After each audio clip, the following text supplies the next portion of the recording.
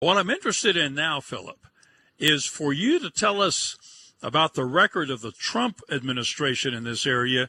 You mentioned being really encouraged these last 3 years. I have an idea that has something to do with President Trump's record in appointing judges. Absolutely, and it even starts a little bit before that. When Justice Scalia passed on, for me, and probably for a lot of you, you can remember where you were when you heard about that. It was that type of moment for me because we've been battling to see the judiciary turned back to constitutional principles and honoring God, and we weren't there. But when Justice Scalia passed away, I thought, this is tough. We were at maybe 4 judges. We need to get to 5 to really have an impact because you need a majority of the court. And when Justice Scalia passed away, it appeared, oh my gosh, we're going to go from 4 down to 3. But that was a day that I started to see God move. It was perhaps the darkest day for our work, but it was also a day I started to see the hand of God move because Mitch McConnell, who I want to honor him as our Senate Majority Leader, but up to that point, he wasn't somebody that I really looked to as being a great leader on judges. And I don't say that disrespectfully. That was just my assessment. But he took the boldest stand I've seen when he said this vacancy will be filled by the next president. That was a miracle for me to see that happen. It was miraculous because I hadn't seen that type of move from Majority Leader McConnell. But then a number of things happened after that to see that seat ultimately filled by Justice Neil Gorsuch, who I don't want to put him on a pedestal either.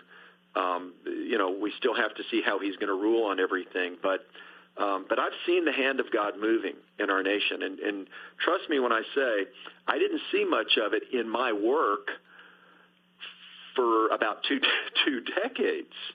And I don't mean that as an insult either to the Lord. I just say, we're praying, we're working, we're losing. And then all of a sudden things start to turn and you see the hand of God moving once, twice, 3 times, 4 times. And we don't yet have the conclusion of how Justice Gorsuch and Justice Kavanaugh will end up.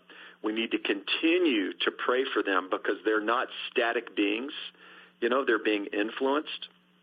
So we need to pray for them. But I am greatly encouraged. I think we're going to see another great constitutionalist come on the court, and whether that'll be months or years, we don't know.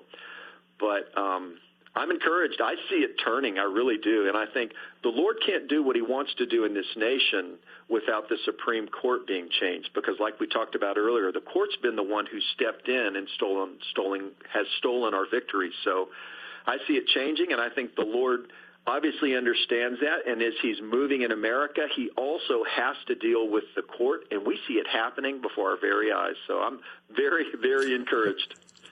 Okay. Phillip, I'm afraid I dropped off for just a moment technically, and so forgive me if you covered this, but what's the record of the Trump administration in numbers where the judiciary is concerned? Yeah, I'm gonna miss it by about 5, but it's in the neighborhood of about 185, 190 judges. He has put about 25% of our federal judges on the bench. He's put 2 That's judges tremendous. on the Supreme Court, of course, justices, and a number of circuit court judges, and many of those are being changed as we speak, and a number of district court judges, and that's just in 3 years, Keith. You mentioned the president. Yeah.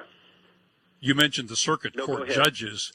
One of the circuits that it seems has always been a thorn in this kind of thing is the Ninth Circuit. Mm-hmm. What kind of effect have Trump's appointments had on the Ninth Circuit? Well, there's been a great effect, and we now are seeing cases that come up before the Ninth Circuit, and this is getting a little bit nerdy and technical, but some of the cases come up to 3 judges. Some of them will come ultimately to the entire Ninth Circuit, and some will come to what we call panels, where you might have 12 judges sitting, or not the full Ninth Circuit. But there are times now when it's hitting a panel, and that panel has a majority of Republican-nominated judges. Now, be very careful, because just because they were nominated by a Republican doesn't mean they're going to be a constitutionalist or conservative. We've had a lot of problems with that. But the point is, we're making progress, and we're typically not going to get great judges out of a Hillary Clinton-type president or Barack Obama. When we're getting them, it's because we're seeing a president who understands the standard of a constitutionalist judge, and they're at least trying to put them on there.